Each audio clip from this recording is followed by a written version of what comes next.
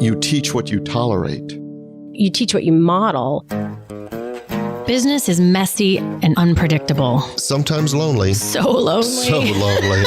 And inspiration can often come from really weird places. We pick up where the bullet point blogs and the highlight reels leave off. We start with the stories. Welcome back to So Here's My Story. I'm Jody. I'm Elliot. And today we bring you one of Jody's stories, which, and this isn't altogether unusual for us, starts in the bathroom. And it's becoming a theme. It is becoming a theme. But interestingly, and I love this, it goes through blind spots, individual impact, the creation of a leadership culture, and losing it as a leader. Yep. So here we go. Here we go. So here's my story. And it is, it's hot off the presses because it literally just happened. All right. And in another news, we are going to have yet another bathroom story. Yay! It's our niche. Yeah. So because when I get off the elevator here, I know we're going to be recording. So I like preemptively go to the bathroom so that I don't have to, sit here and think about, oh my gosh, are we almost done? There's a peek behind the curtain. Oh no. Anyway, so I had just washed my hands and then I leaned in because I have this like thing on my face at the moment. So I was like looking at this thing on my chin while we were in the mirror, and I hear the sound of the, from like public restrooms, the little air freshener thingy that's like, it's like spitting out the air freshener misty, whatever. Mm-hmm. And it's going off like over and over and over again. And then there's a pause and it's going off again. And I'm like, oh, I hope that I hope it's not like malfunctioning. I'm going to be like covered in that like smelly stuff. Not even noticing that I don't smell anything in the room, but whatever. And then all of a sudden the water comes on and I sort of jump back and I notice that the entire bottom of my scarf is not only wet, but like super sudsy soapy. At which point I realized that this sound that I was hearing was in fact not the air freshener. And it was in fact the automatic soap dispenser. And there's probably a good like third to half a cup of soap in the sink and on my scarf, because it was actually my scarf was activating the automatic soap thing. Nice. Yeah. And then the water. So, and so the moral of this story is not just simply Jody's an idiot, but as I was walking back here, it occurs to me that, shocker, there's a metaphor here. Really? I know you're shocked. What had occurred to me is how often we experience some sort of effect in the world or some sort of thing around us, and how often we rationalize that thing and not always take the time to notice, like, is this somehow my thing? Like, am I doing this in the world, or is something just happening around me? And that felt, especially some of the conversations I've been having in the past couple of weeks, just felt dead center on some components of leadership, of not realizing that like everything you do is a teaching, is modeling things for the people in your organization, and that the things you choose to do or not do are having an effect around you at all times. Well, at first when you started telling the moral of the story, I thought we were going to veer into climate change, where where people observe the result but refuse to acknowledge what the cause may be. Gotcha. But from a business perspective, I've seen this so many times. It's such an important point where, for example, in my own firm, I remember a time where my paralegal, she was actually one of the first people I hired. So she was like a senior person in my little firm, and she was complaining about somebody else's work ethic. And as she was complaining, I started looking at her like she had a third eye, because she was literally listing things about this other person that are directly traceable to what my secretary had been doing, what the complaining party had been doing. Yep. Because this wasn't an example, but it would be like somebody saying, yes, and pick a name, Lisa is always on Facebook, when you don't realize, well, you just spent the past half hour catching up on a Netflix series you've been wanting to do. And I realized in that conversation, though, that it wasn't my senior staff member who was at fault, even though I didn't like her complaining. And it wasn't really the person she was complaining about who was at fault. It was me, because I tolerated both of them. I didn't want to get into it. It was a messy conversation. They were getting done what I needed to get done. And maybe at that time, I didn't want to be the bad guy. I didn't want to have ruin a relationship with them. And so I go back to the saying I learned, which is you teach what you tolerate. And I found out in that conversation what I was teaching. Yeah. And I think the added layer to that, like in that case, you weren't necessarily modeling. That's like you were on Facebook, if we use that, but you tolerated it, and therefore it made it okay throughout the organization. But the first part of that story, where the thing that the senior person was irritated by and then actually does, I think is also really poignant, where you teach what you model. Yes. And sometimes people don't even realize that they're modeling something. Like I was having a conversation last week with someone who is pretty openly, I mean, it's why he's working with me in the first place. He's an avoider. He avoids things. He puts them off. It shows up as indecision. It shows up as conflict avoidance. It shows up as, not wanting to set clear boundaries around things. I mean, it shows up in a lot of different ways, but it all comes back to an overall avoidance. And interestingly, or ironically, or hysteria, however you want to look at it, on this call, what he wanted to talk about was how to handle this person who he has tried to say things, tried to give direction to, but then just keeps doing the thing. And it's basically, it's almost like when George on Seinfeld, the woman breaks up with him and she's like, no, we're not breaking up. That was kind of how this person was reacting, of just saying like, no, I've decided I'm not going to do that thing.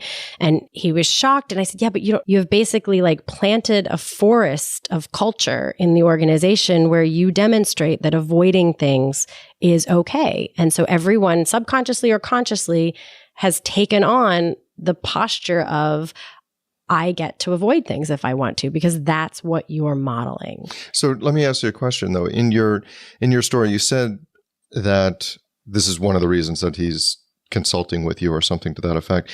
Did he recognize those qualities in himself while still being mystified at what you saw as the ramifications in the team? Or did he not even see that he himself was an avoider or something like that?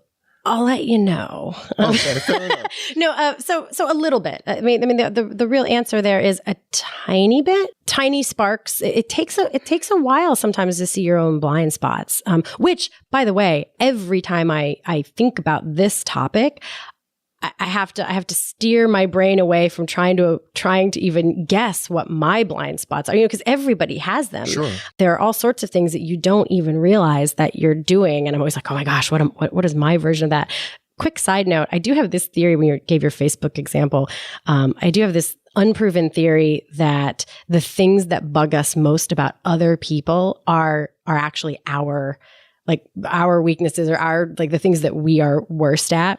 But that's just sort of like a working theory on the side. But wait a minute. But it's really an interesting point. And I know Lord knows we don't want to go on a tangent, but I'll find a way to relate it back. I think one of the reasons that I think that's true.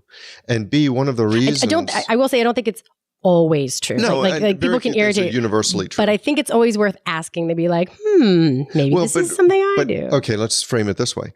When it is true, I think that we could consider the possibility that it's true that those things bug us in other people, because our most fervent hope is that somebody else will compensate for what we know we don't do well.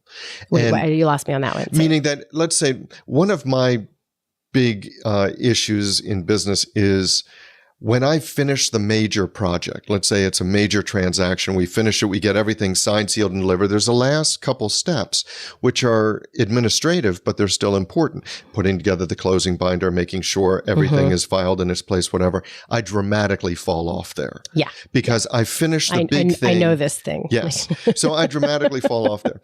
And so if I look at somebody else and they don't do that thing either, I could get really ticked off. And maybe it's not just ticked off at them. Maybe it's because I was hoping that they would compensate for my weakness. I do think there's something to, I think you're absolutely right. I think sometimes it's that. And there's smart business there. If really wise leaders surround themselves with people who are good at the things they are weak at doing.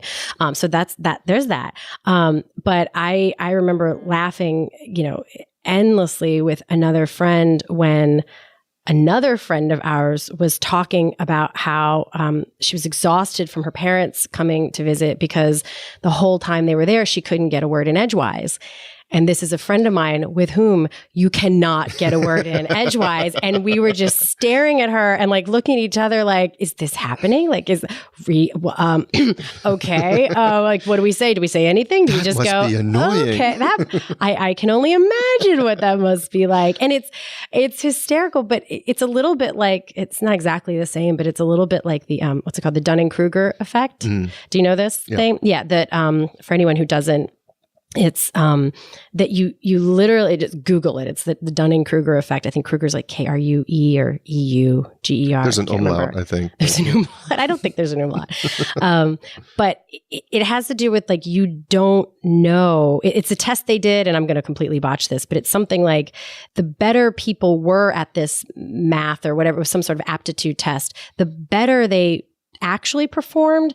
They had ranked themselves previously that they would or after the fact that they did poorly, whereas people who actually did quite badly on the test ranked that they thought they did really well. And there's more to it than that, but the whole point is that you actually aren't capable of really knowing how not good at something you are, which is kind of terrifying, honestly. But anyway. Yeah, it is. It's and like you said, it's very difficult to see your blind spots, which is why they call them blind spots. Right. Okay, fair. Okay, fair. but that's all right. So just to steer this back, the thing that I really took away from the story and where I figured we were going, and yet still might go there, was that so often we don't recognize the impact that we have on those around us. So just like my secretary's story, she didn't realize the impact her own behavior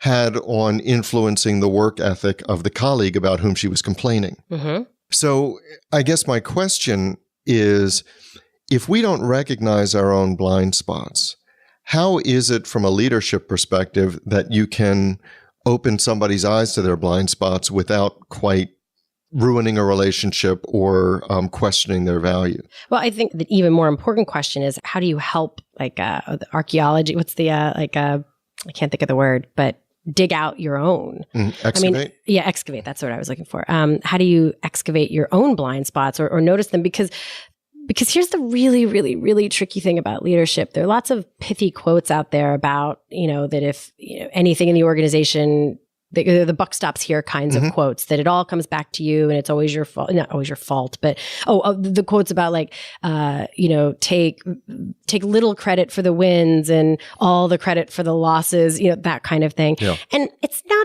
not that that's bad advice. It's just like with so many things, it's bad advice if that's the only part of the story. And I think leadership is this really, really tricky balance, back and forth, course correction of always asking the question, what part of this comes back to me? Like, how am I creating this? How am I making it okay? How am I nurturing it? How am I, what am I tolerating? Whatever the questions are.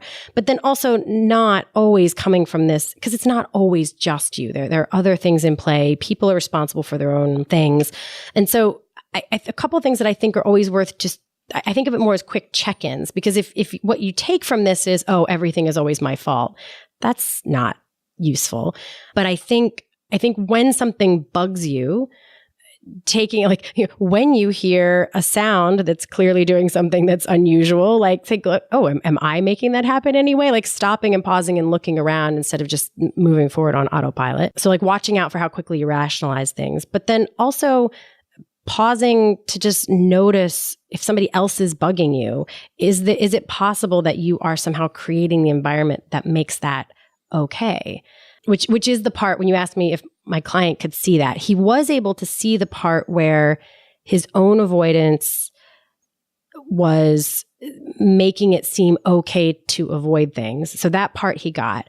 That just sort of triggered another reaction of, but that was the only thing that was acceptable, because when I tried to draw boundaries, people got upset.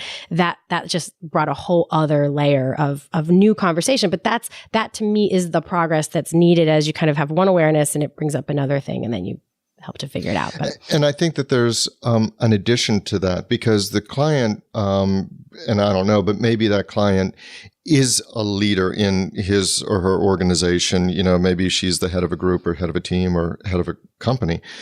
But in my example, which was the secretary, I think what that brings out is whether or not your title is akin to being a leader. I think that almost creating a leadership culture is one where every single person in the organization would have the mindset of considering, how am I impacting this? Because if you have somebody that's not ranked as a leader, not in the C-suite or whatever you want to call it, but still have the mindset that what I do can impact others.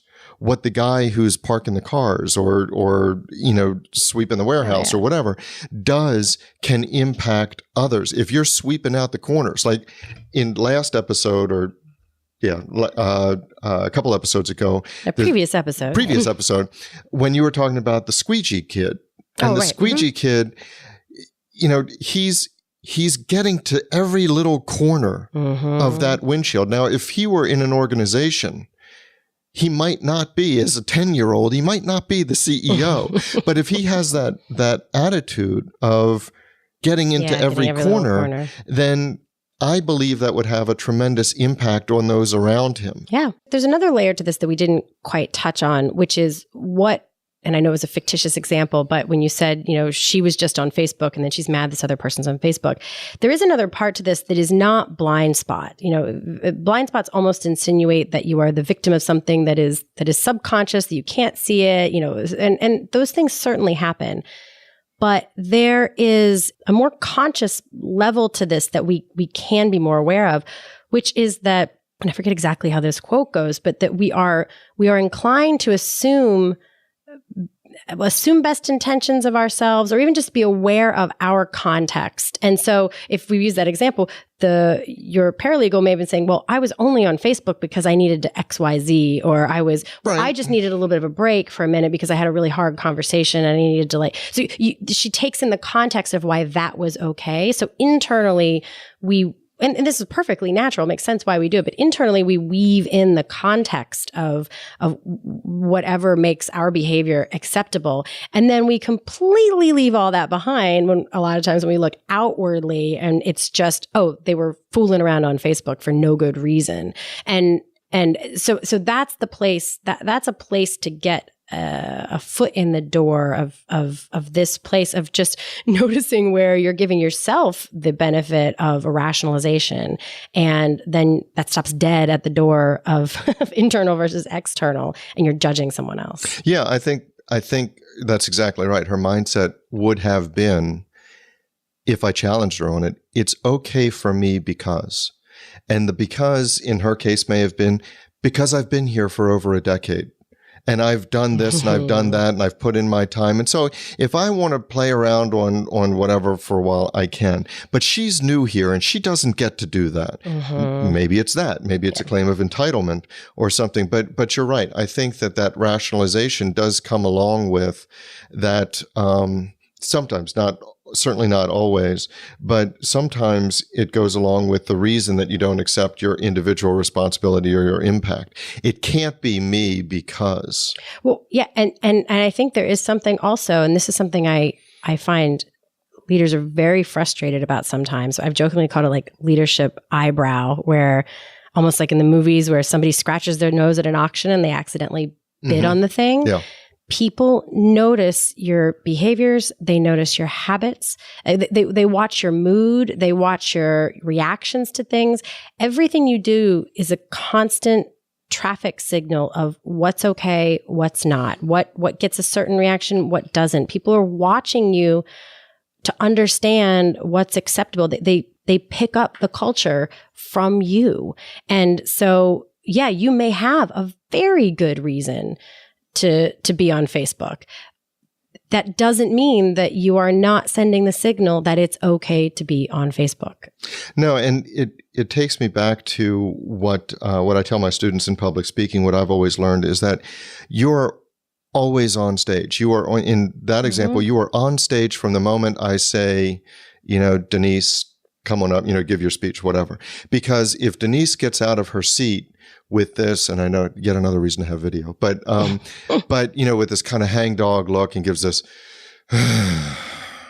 and then walks up. Now she could, the moment she turns to face the audience, she could have a smile on her face and she could be enthusiastic, but it still would stick with me that she was like, oh God, I have to go up, and this tortured sigh.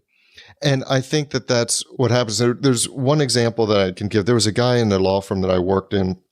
He's one of my partners, and we were always getting on him because he would grouse. He was grumpy. He was this, he was that. And he decided, part in mockery, but part just to see what would happen, he decided that he would come in every day during the week just way over the top happy. And so you would say, hey, morning, how you doing? And I remember the first time he did this, I said, hey, what's going on? Or how are you? And he goes, super duper. Oh dear. And it was one of these things, but he spent like the whole day in all of these interactions doing that. And at first you were like, are you high? Right. But as he was doing that, I started to notice not only the effect on me, because I couldn't help but laugh, but it dramatically lightened the mood. Everybody loved it after a while, even though he was kind of mocking us and getting on us. Sure. At the end of that time. But it backfired on him a little bit. It did, because at the end of that time, he came to us during a partners meeting. He said, yeah, you were right. I started out just kind of making fun of you guys. And then I noticed that the week was a lot better. Yeah. Yeah. I just, and because I know we have to wrap up here, but I think that if you can take that swing of that story, and then some companies I've worked in where the leader is really, really, really, truly wonderful, like really does like 95% of stuff right, but then 5% of the time will have incredibly unpredictable bursts of emotional volatility, will just react to something. And we all have those days. I mean, it's not like you can't lose it as a leader. You absolutely can, but because this person's reaction is so unpredictable of like when it will happen, and the level of reaction is quite dramatic, it almost created the same kind of dynamic that you get in like an abusive relationship where you don't know it's coming, or like with I've heard with like alcoholic parents, like kids who grew up with alcoholic parents often have this really intensely high level of vigilance of the environment around them, like an overdone or overblown version of vigilance, because they grew up in an environment where it's not that things were bad, it's that they were unpredictable of when they would be good or bad. They weren't based on sort of normal, predictable logic of behaviors. And so it was so fascinating, because I've worked in other organizations where, there are people who blow up all the time, but people knew when they would push the buttons of that leader. You absolutely get to have emotions as a leader. It's not your job to be neutral and happy all the time at all. But just even that noticing of, whether you have predictable buttons or if it seems like you blow up for no reason whatsoever, has totally different reactions. Which in and of itself, I can imagine for those people, your 95% people, the 5% is just their blind spot. So that's our story. But the discussion doesn't have to end here. No, it does not. In fact, we don't want it to. No, we don't.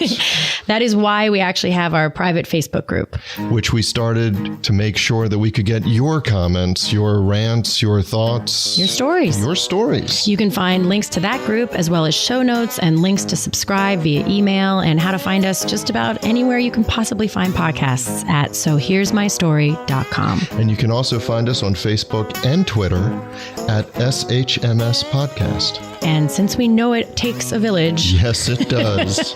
We'd like to thank our village, our super talented, incredibly patient team. And occasionally snarky team. Yeah, but in the best of ways. In the best of ways. Snarky. Yes. Good mockery. So a huge shout out to the people who actually help us produce our show. First, our sound engineer, Tom Hansen. Thanks to Christy Schmier for our brilliant show notes and all the other fantastic writing she does for us. And to Taylor Mathauer for doing Just a little bit of everything. Including wrangling us. Which is no small feat. No, it's not. This is Jody Hume. And I'm Elliot Wagenheim. And you've been listening to So Here's My Story.